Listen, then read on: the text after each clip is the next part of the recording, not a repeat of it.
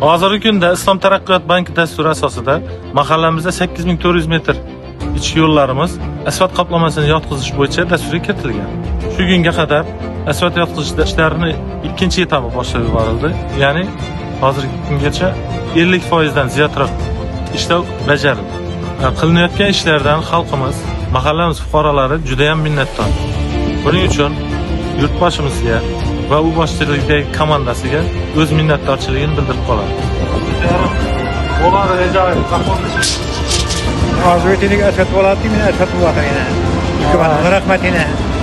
Göllerim közü görerken acayip taşlardı. Belki tehlikenin bir yeri emmesine acayip bir esat oladı kendine.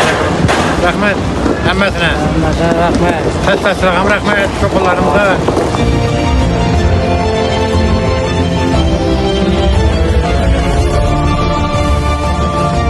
Yaşlımandaki Cahil Mahallemizde Çağımız köşesinde asfalt yaptılar.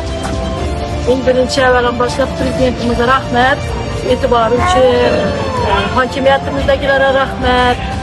Şimdi bizlerin şimdi köçemize bir ravan, okuçularımız için, ballarımız için, ravan yürüyüşü için bizlere şimdi şerait yaratıp ettiklerine minderimiz rahmet aytamız. Ben indi elatımızda bir gaza mekkep verseler, bizlerin fikrimiz şu, hem hatırlayla konuşuyor, hem mesele razı. Hükümetimize rahmet, şurada oturan şu başlıklarımıza, şu rabuamıza rahmet. Bizlerin itibarı alıp, okuçularımız, ballarımızı itibarı alıp, çünkü şu belediyeye gelip yerlerimizde, köçelerimizde, abad, mahalleye kim yapırlar, rahmet elmesine.